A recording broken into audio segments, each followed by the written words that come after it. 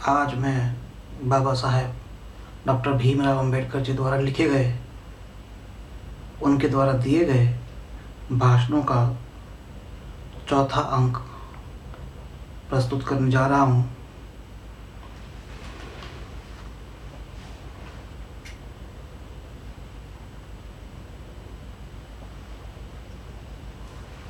जैसा कि मैं आपको पहले ही बता चुका हूँ कि बाबा साहेब के भाषणों का संकलन संपादक ऐसे शास्त्री जी द्वारा किया गया है और इसके प्रकाशक है RN शास्त्री जी। तो आज हम आगे पढ़ना शुरू करते हैं। सुधारक ढोंगी है। धर्म परिवर्तन के विरुद्ध कहा जाता है कि हिंदुओं में बहुत से लोग हिंदू धर्म का सुधार करने में व्यस्त हैं। यह संभव है कि उनके प्रयत्नों से अस्पृश्यता नष्ट हो जाएगी, इसलिए धर्म परिवर्तन करना ठीक नहीं है। हिंदुओं में जो अपने को सुधारक कहते हैं, उनसे मुझे बड़ी चिढ़ है। ये लोग ढोंगी हैं। ये अपनी जाति पाति को छोड़ना नहीं चाहते। इन लोगों का प्रयत्न केवल हिंदू धर्म में शिशु हत्या को रोकना, विधवा विवाह कराना, बाल विवाह को रोकना और स्त्री को कानूनी अधिकार दिलाना ही है। जाति पाति को अक्षुण्ण रखना चाहते हैं। अमेरिका में निग्रो लोगों को गुलामगिरी से छुड़ाने के लिए कुछ लोगों ने सुधारवादी बनकर खूब काम किया है, महान संघर्ष किए हैं, बहुत से युद्ध भी किए हैं। हिंदुस्तान में अपने आप को सुधारक कहने वाले हिंदू नेता वैसा संघर्ष और बलिदान करने के लिए तैयार हैं क्या? क्या किसी ने आज तक इस जाति पाति को मिटाने के लिए सर्वस्व त्यागा है? उसका उत्तर आपको न में मिलेगा। इस समय हिंदुओं में सबसे सुधारक कहे जाते हैं महात्मा मोहनदास करमचंद गांधी। ये हिंदू जाति पाति के अनुसार बढ़िया है, तीसरे दर्जे के हिंदू हैं। बामन का दर्जा पहला है। बामनों के वंशजों ने अपने महत्व को ऊंचा रखने के लिए वेद पुराण स्मृति ग्रंथियों को लिखा। दूसरा दर्जा है क्षत्रिय का। आज इस जाति का नामो निशान नहीं है। रामायण के कथनानुसार परशुराम ने इस जाति का नाश 21 बार किया था। इसके अलावा राम ने बामनों की गुलामी को स्वीकार किया था, इसलिए इस जाति का नामो निशान मिट गया है। तीसरा दर्जा है बनिया का।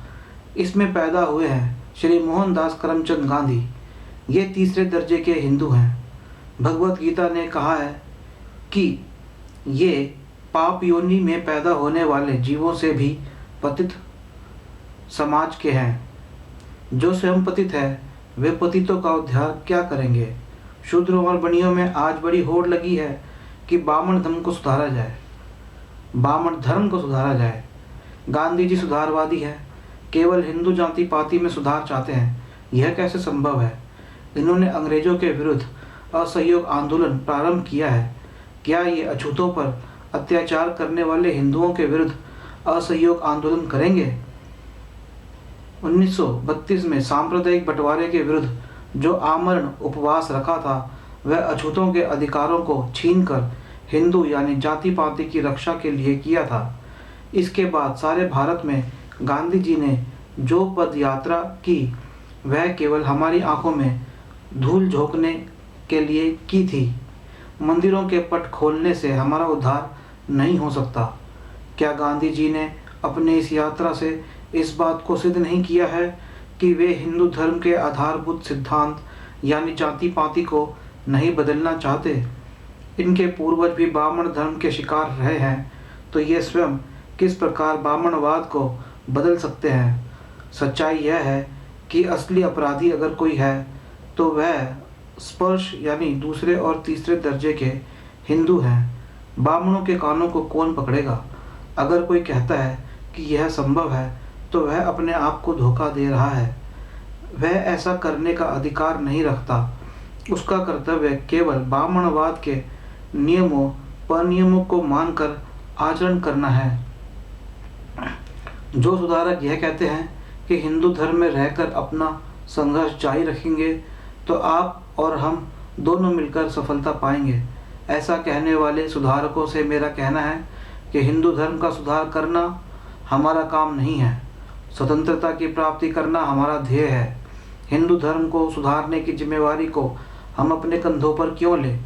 अस्पृश्यता निवारण आंदोलन का मुख्य ध्येय अछूतों को सामाजिक स्वतंत्रता को दिलाना है। इस स्वतंत्रता को धर्म परिवर्तन के अलावा प्राप्त नहीं कर सकते। समता की स्थापना करना इस आंदोलन का प्रधान कारण है। केवल छुआछूत को नष्ट ही नहीं करना है, बल्कि इसके साथ रोटी बेटी के व्यवहार को आचरण में लाना है। जाति पाति का सर्वनाश होना चाहिए और ब्राह्मणी धर्म को आमूल नष्ट करना चाहिए। ऐसा तभी संभव है जब इसे हम सदा के लिए छोड़ दें। इस दृष्टि से धर्म परिवर्तन करके अपना उद्धार करना आसान है। हिंदू समाज ईसाई और मुसलमानों के साथ समानता का आचरण करता है।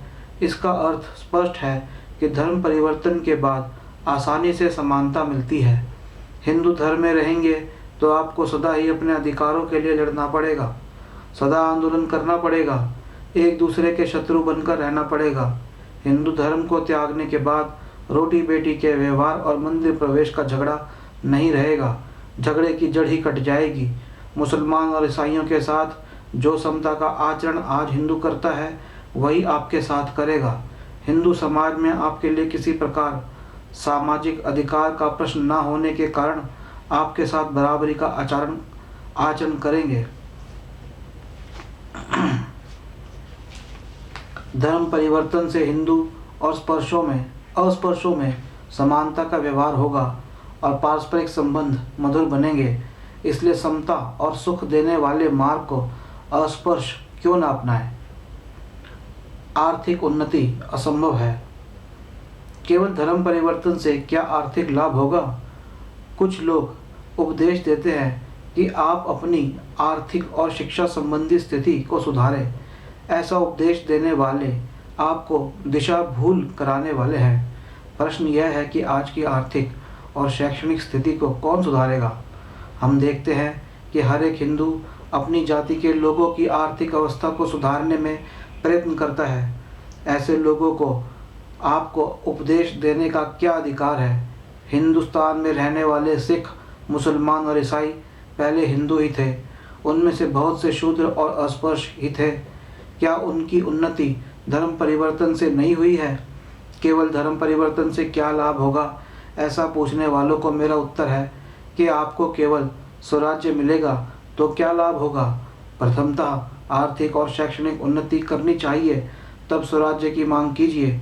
जितनी आवश्यकता हिंदुस्तान को स्वराज्य की है, उतनी आवश्यकता अस्पृश्यों को धर्म परिवर्तन की है। धर्म परिवर्तन और स्वराज्य, इन दोनों का अंतिम ध्येय एक ही है, वह है स्वतंत्रता।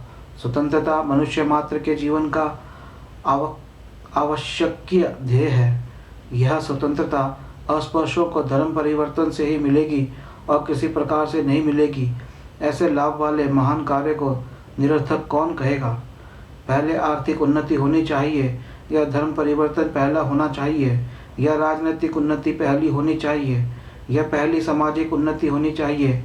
ऐसा वाद विवाद करना बेकार है, शुष्क है, निरर्थक है। समाज की उन्नति के लिए अनेक साधनों की आवश्यकता रहती है। उनमें से पहले किसको किया जाए और बाद में किसको किया जाए, इसके अनुक्रम को एक प्रकार से सदा रखा नहीं जा सकता। अगर ऐसा अनुक्रम रखना है तो मैं कहूँगा कि पहले धर्म परिवर्तन होना चाहिए।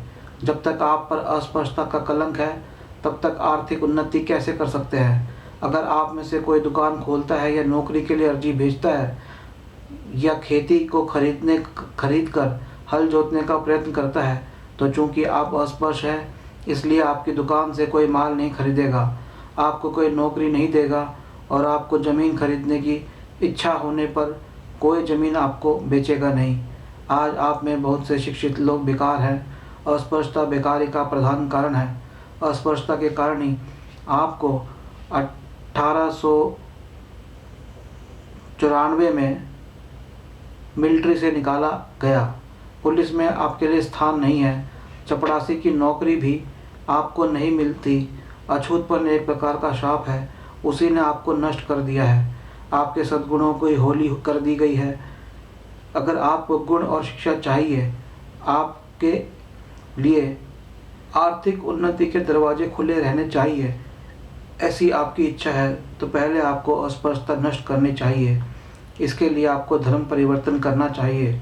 धर्म परिवर्तन के संबंध में सहानुभूति रखने वालों के मनों में कुछ शंकाएं हैं। उदाहरण के लिए, धर्म परिवर्तन से महारपन, चमारपन और भंगीपन के नष्ट होने की शंका है।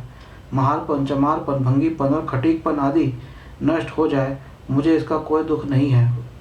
महारों, चमारों, भंगी, खटीकों, धोबियों आदियों को अगर किसी ने अधोगति पहुंचाया है, तो वह महारपन, चमारपन, भंगीपन, खटीकपन और धोबीपन ही है।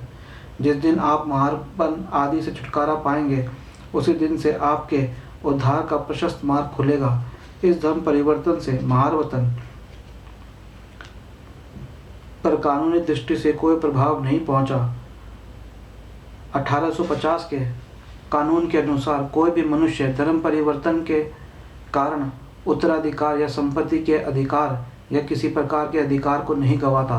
अहमदनगर जिले में बहुत से लोग ईसाई बन गए हैं, लेकिन उनके महारवतन का अधिकार अभी तक अक्षुण्ण है, कायम है। इसके आगे हम अगली कड़ी में आपको पढ़ के सुनाएंगे। और 1850 के कानून के अलावा ऐसे बहुत से कानून भारत में बने हैं, जिसके तहत अगर आप धर्म परिवर्तन करते हैं तो आपकी जो प्रॉपर्टी है, जो आपकी एंसेस्ट्रल प्रॉपर्टी है, जो आपकी वंशजों की जो आपकी प्रॉपर्टी है, वह नहीं जाती है, वह आपको पूरी मिलती है। तो कई लोगों को यह संशय रहता है कि अगर हम धर्म परिवर्तन करेंगे तो कहीं हमें हमारी पैतृक संपत्ति मिलेगी या नहीं, लेकिन आपको वह पूरी रूप से मिलेगी, पूरे रूप से मिलेगी। और ऐसे बहुत से कानून हैं जिनके तहत आपको पैतृक संपत्ति लेने से कोई रोक नहीं सकता। और आखिरी में मैं यही कहूँगा कि बाबा साहब के विचार बहुत ही दूर के विचार हैं, समाज को जोड़ने वाले विचार हैं। हिंदू धर्म से समाज टूटा है, इसमें कोई दो राय नहीं है।